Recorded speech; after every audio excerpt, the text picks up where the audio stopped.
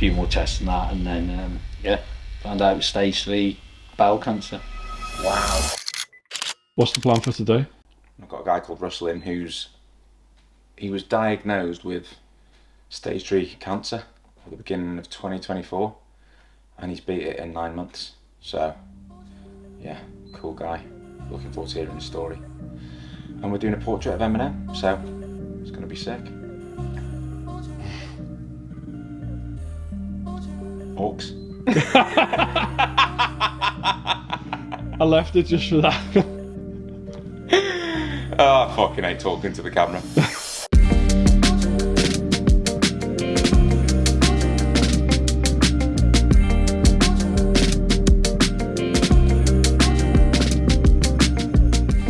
Russell. Good morning. How are you? Okay. You good? Yeah. This is Jordan. Hi, Are Jordan. you okay? Right, just have a seat for 2 seconds. I'm just making this stencil up for you. Left leg, is that right? Yeah, that's fine. Yeah. Because on the other leg I've got that. What is it?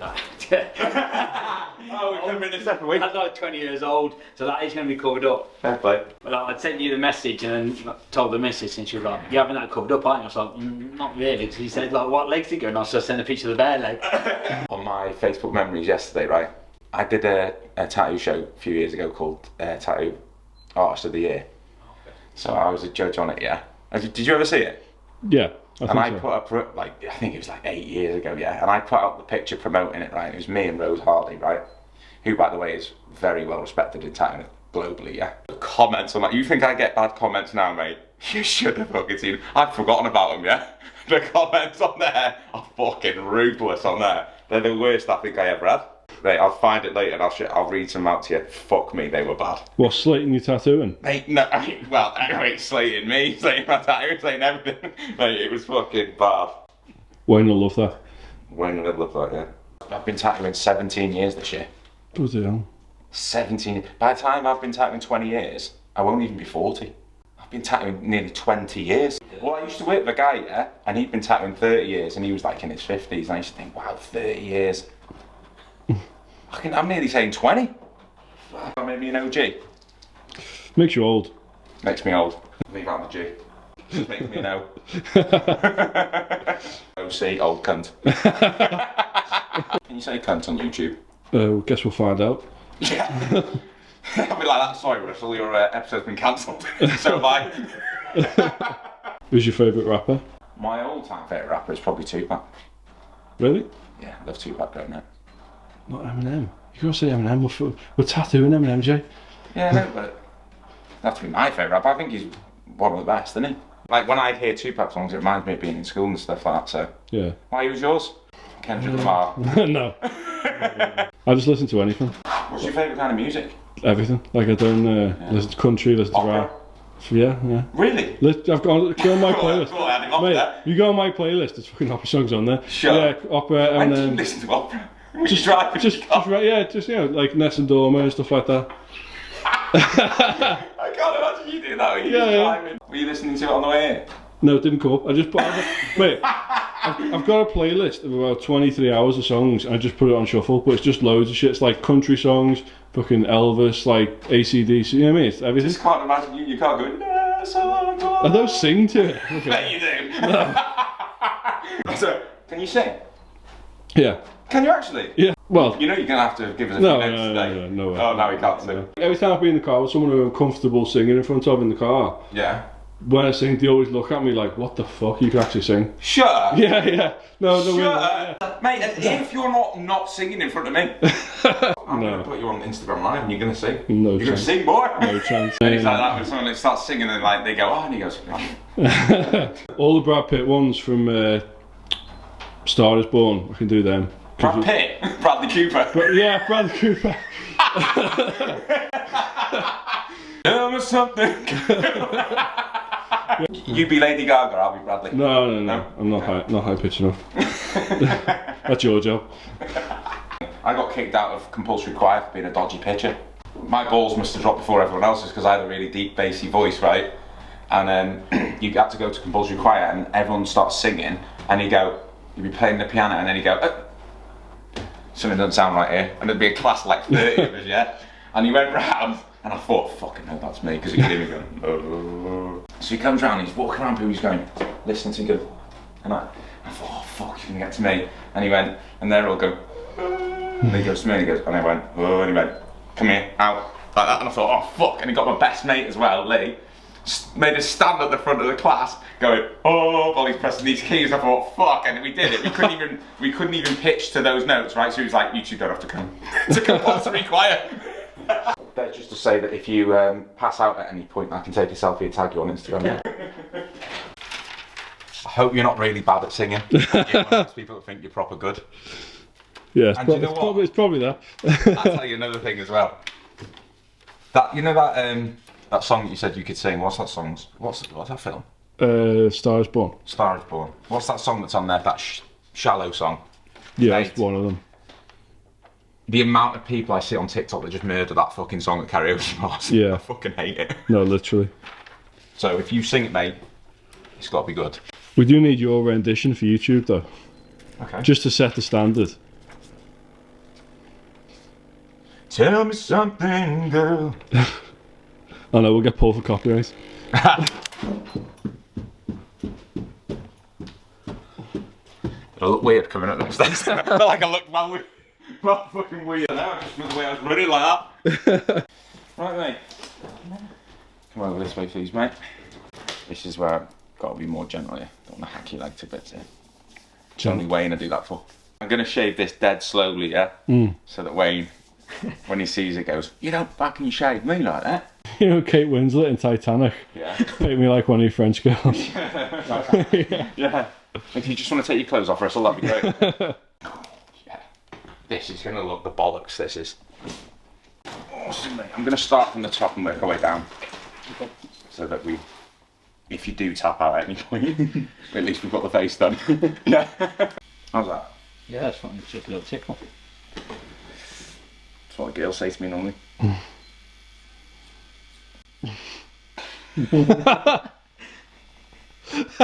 And the crowd goes wild.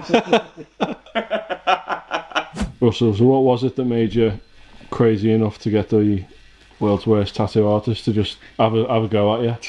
He very kindly put a few designs up. I was like, share a story. And yeah, because you've got a hell of a story, haven't you? yeah, it's been a wild 12 months now. Yeah, probably 12 months. What happened? So, what we are now, 25, so back end of 23, got married abroad. Yeah, congrats. Thank you, in August. What's his name? Had like party over here in September, and then started feeling a bit unwell back end of November. Yeah. And you know a man, you go to the toilets regular, everything's fine. Yeah. And things started changing. Went to see the doctor. They thought it was just generic piles, as it is.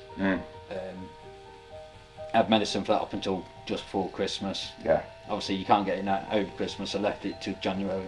Yeah. Went back, sent me for some blood tests, and a sample.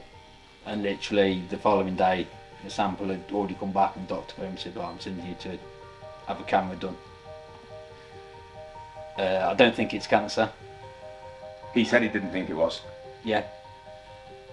It was a she actually. Yeah, Oh. a she. Oh. She actually phoned me up and she said, "Ignore the letter. Very certain it's not cancer. Just want to go and see you for this camera because something's not right." Yeah. So went and had an MRI and a CT, and then went in for the camera. Not had on before. Yeah. And apparently they're not great. I can confirm they're not great. Oh, they're horrible. Yeah, it's just not great. That was mid-Feb, about the 15th of Feb. Fucking hell. That is crazy. So then you have a few more tests. Like another. You alright like this? Because like shaking a bit. Are you in Yeah. a weird angle? Sure? Yeah.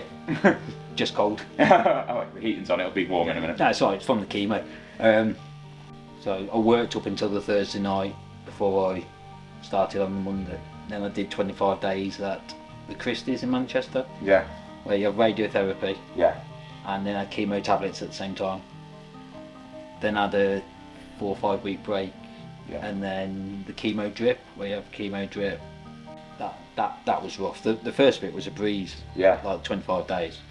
You literally go up and you sat in this machine for about 5 minutes. It just whirls around you. Don't feel it. Don't like the radiotherapy. Yeah. So that finished the end of August, but they'd already pre-booked some of my scans in, so I didn't have to wait for my scans afterwards. Yeah. And always like remember, we walked in the room, sat down with my wife. And there's a box of tissues on the table. Yeah. And he pulled them out of the way, and he was like, "You're not going to need these today." But at the time, you don't clock what you're saying or what you're doing. Yeah. You just go in there and think, well, if I got to stage 1 and stage 2, that's better than stage 3. Yeah. And he was just like, "You're clear, completely clear." Wow, really? Yeah. And did you know when they told you Yeah. that you had it? Did they say like what the chances were of it going completely and stuff were? Not it. Or they just say, look, we're going to Yeah. do what we can. I think because like how things are nowadays, they can't say, well, you got a 70% chance, 100% chance, or whatever. Right. Because then if it doesn't, Yeah. it comes back and bites them on the arse. Yeah, of course, yeah. But treatment's progressed massively. If it had been 20 years ago, then maybe it would have been a different story. Well, congrats, mate, Yeah, because that's just- fucking great news, isn't it, just that it's mental. gone? Just a awful time for you to go through, though, isn't Yeah. it? Worst time of your life, I expect, was it? Just a bit. By a mile, yeah. Yeah. So what do you say, you cold because of the chemo? Yeah, so you can have like after effects from the chemo. Right. So like the one that I've ended up with, which isn't too bad, it can be dealt with, is I get like, I feel the cold. Right. Also I get like, you get tingles. So when you have your like chemo drip, Yeah. I had it across the summer when it was red hot. Yeah. They were like, still thinking hat, scarf, gloves, whatever. So when you walk out, and like cold air, it takes your breath away. Yeah. Which I didn't. I didn't get that too bad. No. But the one time I got it was I got home, had something to eat, went to bed, had a drink, and slurped a cold drink like you normally would. Yeah. And it puts your throat into spasms. Oh, really? So then you can't breathe. Then you have like, I had a full-blown panic attack. So like, Yeah. And then like if you breathe through your nose, it just clears straight away. But it's just like, because I forgot Fuck. what happened. It's just mental. Does that still happen now? No, that's gone now. That a lot of it will wear off. So Yeah. they say if you still got it after like 6 months, Yeah. then like some of them things like you'll still have. Yeah, do you feel like it's only hitting you now? Yeah. Because in the time, you suppose you're just dealing with it, aren't you? Yeah, you just do. And there's some days when you, especially like the chemo drip, I could get up, have breakfast with the baby, play with it for an hour, and I'll be back in bed all day. Yeah. Get up, have some tea, and then go back to bed. So Yeah. you're not even awake enough really to deal with it. And if you're doing bits with like the kids and that, you don't stop and think about yourself and stuff. No. It's scary, isn't it? Because you don't, obviously, like you said, you just start feeling a bit unwell. And, I mean, everyone gets ill, don't they, now and again. Yeah. You suppose, you just, I mean, I don't go to the doctors for nothing. Men don't. You don't? You don't? Men don't, but it's just like, I just had that feeling. I had Yeah. a feeling it weren't something that I could just take some tablets for or eat or drink away or whatever. You know your own body, though, don't you? Yeah. You coping all right? Yeah. Is it painful? No, it's not too bad. No. It's mad because your leg feels cold. Yeah. It's mad. Yeah. Heating's on before everyone gives me shit. Through Macmillan, their nursing team, they recommend like hypnotherapy. Yeah. So like you answer so many questions to start with, and then I had a conversation with a guy last week. He's about a 60% professor. A lot of it just went over my head, but he was saying a lot of it is just unlocking different parts of your brain to get through certain barriers of feeling a certain way, doing things a certain way. It's the power of your mind, mate. Power of your subconscious mind. Have you ever read that book? No. Read that book. I'm telling you now. Power of the subconscious mind, right? It's fucking... Didn't know you could read, Joe. Yeah, Anakin, right? Not just a pretty face, you know. Have you been doing that hypnotherapy or? So I've had one session with him, and like the last 10 minutes he was like, close your eyes, change breathing, blah, blah, blah. And you literally go off into this different space. Really? Yeah, it was weird. But then he was talking through it about mind stuff and brains and everything else. It's a bit like listening to Morgan Freeman because he had that type of voice. Yeah. And it was so peaceful. Yeah, I mean, you'd need someone with a peaceful voice, wouldn't you? But then I had my little girl in the lounge downstairs with the new kitchen set banging the two pans together. Oh. So I took the moment away. I mean, you can't have someone trying to hypnotise you going, right, close your eyes, yeah? Relax. Stuff like that. Do you know what, mate? I've never... You're a celebrity, Jay? Apparently. I don't... Do you know what? I've never seen myself like that at all. I literally just do the job I love on telly. Like, so I've never looked at myself like that. It's actually... It's only when you meet people that you realise that it's different. It's not actually... I was just tattooing on telly with me mates like this in a studio with a load of people I know. It's only like when that show goes out and you go out to your normal life that you think, well, things have changed a bit here. But you're still the same person, so it's a bit... Yeah, I mean, it takes a little bit of getting used... Well, it did take a little bit of getting used to, but it's never like... I know people that have been in TV and been famous, if you like, in a way, like, and just... It's fucking frazzled their mind. The thing is, you just got to know who you are. That's all. You just got to always remember who you are, and that's it. You don't get ahead of yourself. As long as you remember where you come from, stay true to yourself. I know it sounds like cliche, but it's all true. You've got good people around you. You know, I've got all my original mates that I've always had. I've got like my family, and when you have that and those things, it keeps you grounded. You stay grounded and you know how to deal with it. But I think some people, I mean, I've watched some people and they're fucking like their anxiety levels and all that shit go through the roof because everybody just knows who they are and has an opinion on them and comments, and they don't know how to deal with it. I'm just like, it's sad to see that some people just can't cope with it. I'm crying myself to sleep tonight. You know what, right? It doesn't matter how nice of a person you are, how sound you are, whatever, there will always be someone that will want to say something bad about you. Yeah. Like, and I think that's what people get caught up in. They don't want anyone to say anything bad about them. And they worry about it. Oh, I can't say this or I can't do that because so-and-so might think I'm a prick. Just be yourself. Just be yourself. And if people don't like it, they don't like it. Like, if you've got your family and friends that like you, why do you need anyone else to like you? Who gives a fuck?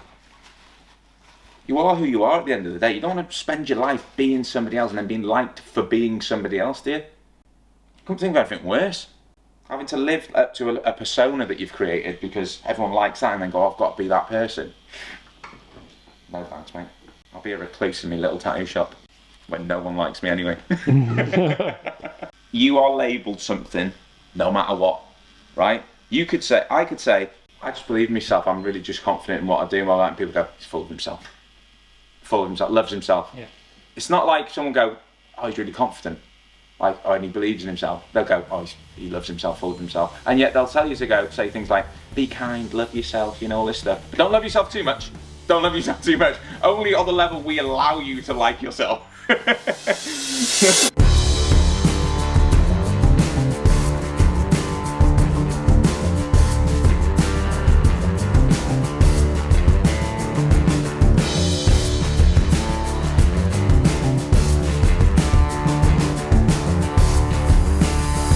What you like most about this design? I just love doing portraits, man. Just love doing realistic stuff. Do you not get people commenting about you because you've done what you've done with your business and that? Not people like, you know, that you might know when you were younger? Yeah, when I started, more because it was like I started on YouTube and stuff and it wasn't the business, it was like vlogs and shit like that. When I started, yeah, there was comments from like people in school and stuff just being knobheads basically. You're always going to be, you're always going to be the, he's cringy or he's this or he's that, until you make it. Yeah. And then suddenly, oh wow, fucking hell, hi mate, you alright, fucking hell, you've done really well, haven't you? Yeah, but you're the one who's probably going, oh, he's cringy or he's this or he's that. And then once you do it, they're up your arse. Yeah, they're still viewing me stories. I've just had the break, now on to round two. How did you end up on Tattoo Fixers? I got a message on Twitter, like an actual tweet, not like a DM, just a tweet, saying casting for a new tattoo program on E4 and looking for a tattooist, would you like to be part of it? And then I thought it was a joke, to be honest. And then so I just messaged back and said, yeah, what's the deal, what sort of show is it and all that stuff, and then went from there really. He came and did a screen test with me and they narrowed us down from like 500 artists in the UK apparently. We're finished for today. Happy days. So the next session we'll do the bottom bit, yeah? Yeah. But you've sat well there, mate, because that looked painful. Well, go and have a look, mate. Tell me how shit it is. Oh, that's class, that is. Like it? Yeah. Looks cool, doesn't it? Yeah, that's so good. Just a few tears will do the camera great. Yes. Especially that bit with like the 8 mile sign in. Yeah, looks cool, doesn't it? Yeah, man. Pleased? Yes, thank you. Thank you very much. Well done, mate. Sat well. Right, let's have you sat down. I'm gonna take a few pictures first. I'm happy, are you? Very happy, Yeah? thank you. Good. Looks cool, doesn't it? Aftercare. I'll give you this to take away. It's from the Tattoo Aftercare company, yeah? Okay. It's the best stuff you can put on it. Absolutely amazing. If you put on 3-4 times a day for the next 2 to 3 weeks, you don't need a lot. Just about that much, yeah? But it smothers the whole tattoo. Okay. Yeah? I'll give you this pot to take away from you. But if you put that on 3-4 times a day for the next 2 to 3 weeks, it won't even scab or anything, as long as you look after it, yeah? It doesn't take that much, so it looks like a small tube, but it really does last. It does. Yeah, best stuff on the market, so Tattoo Aftercare company. Go home and buy yours. How was it, Russell? Yeah, great day. Flown by, comfortable. Jay's a top professional. Been good. That's what they all say. Well, like, subscribe, share, do all that shit, and I'll see you next time, people.